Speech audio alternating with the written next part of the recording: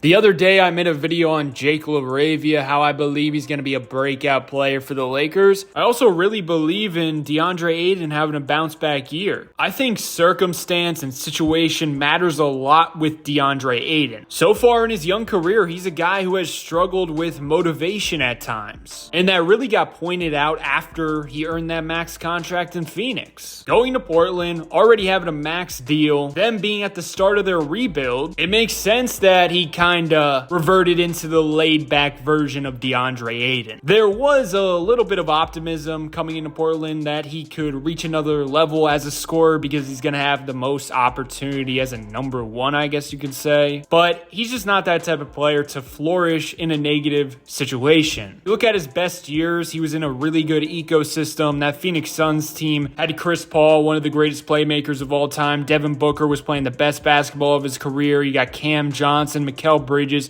Jay Crowder. I mean, it was just a perfect situation. On top of that, early on, he didn't have that contract, that max deal. So he was as motivated as he was going to get. And despite that, at times he still struggled in that aspect, but you saw the potential of what Ayton could be in the perfect situation. He truly doesn't get enough credit for their finals run. He was unbelievable during that stretch. In 22 games, he averaged 15.8 points, 11.8 rebounds, and shot 65% from the field. I thought he was the best player in that conference finals versus the Los Angeles Clippers. He averaged 17.8 points per game, 13.7 rebounds per game, 1.7 blocks, and shot 69.3% from the field. During that run, he also got the assignment of guarding Jokic, and then in the finals, Giannis, who cooked him, but still. I think because of some off-the-court stuff, sometimes he plays soft, he's been inconsistent, his motor's inconsistent. I think it's gone a little too far that way. It's proven you have him in the right ecosystem and a spot where he has to prove himself, he can flourish at a very high level. The Lakers situation is exactly that. He's playing next to, once again, one of the greatest playmakers of all time, Luka, in his prime. And look what his contract is right now, $8.1 million. If Ayton keeps up the same nonsense that he pulled off in Portland, the rest of his NBA career will look like contracts like this. I'd start to worry about his play declining if he got a raise from the Lakers after this season. But I think in 2025, you're going to get the best version of Ayton. He's going to try really hard to prove himself once again. Luka is going to feed him the best shot quality he has seen since playing with CP3 and Devin Booker. And of course, LeBron's going to help in that aspect. Not only does he bring a lob threat to the table for Luka, but he's one of the best mid-range shooters as a center in the NBA. And that's also a knock on him. Sometimes people want to see him play with more power and force, play through contact, but he's all about finesse. That's his go-to game, and that's where he strives. I'm not going to talk about his numbers last season. He only played 40 games, so I'm going to go the year before that, 2023-24 season. He played 55 games, and he qualified to be ranked in percentile. So mid-range, he shot 3.9 field goals attempted per game in that area off the pick and roll and things like that, the face-up game.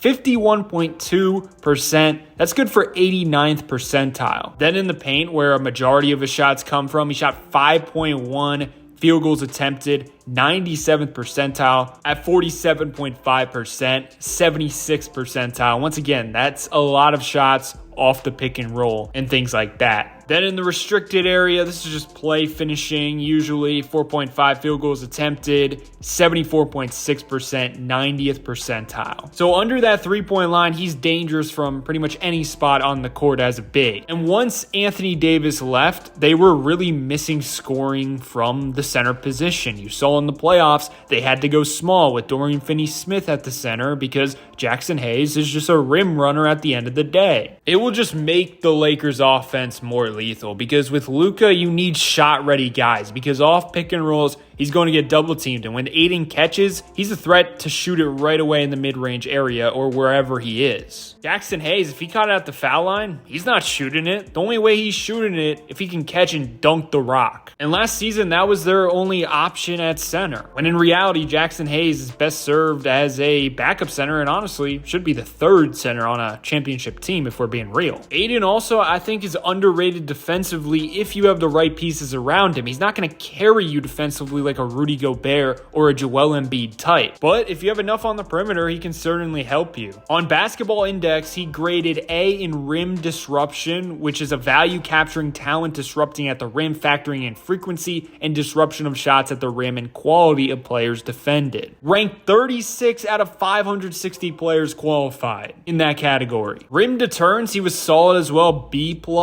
A value reflecting the rate at which opposing team offenses generate shots at the rim as a percentage of total shots, more or less, while the defender is on the court. Help defense talent, it is what it says, and he was ranked A. Post defense, A+.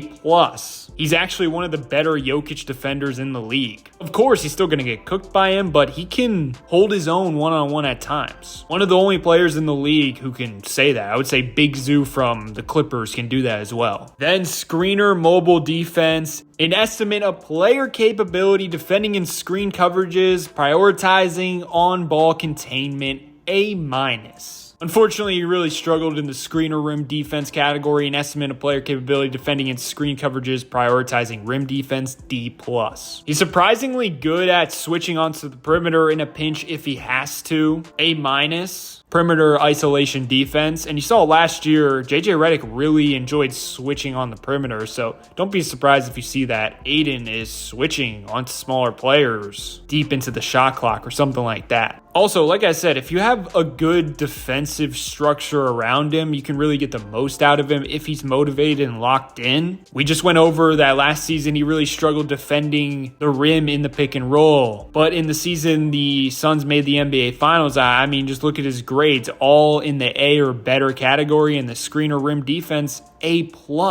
He ranked 10th out of 536 qualified players in this area. So the point is, he's capable as a rim protector. Now, is he Rudy Gobert? Anthony Davis? Healthy Joel Embiid? Absolutely not. But I would put him in the Big Zoo category, which is above average. It was also good to hear that Luka Doncic behind the scenes was recruiting DeAndre Ayton. So hopefully that keeps Ayton locked in terms of motivation. I also think a guy like Marcus Smart, who gives me like CP3 vibes. He's not afraid to call Ayton on his shit. I think you need a veteran like that around him over an 82-game schedule. Overall, I think it's a low-risk, high-reward type of situation for all the reasons I went over. I mean, he's on an $8.1 million contract, only 2 years. He has a player option next offseason. So if it doesn't work out, you could just say goodbye in 2026. Now, my worry, if he does have a breakout year next season next to Luka, and they end up paying him, after that, I'd be like, is he going to be motivated the same? Can he have back-to-back-to-back seasons like that? But next year feels like a really good DeAndre Ayton year. Do you agree? Do you disagree? Let me know your thoughts below.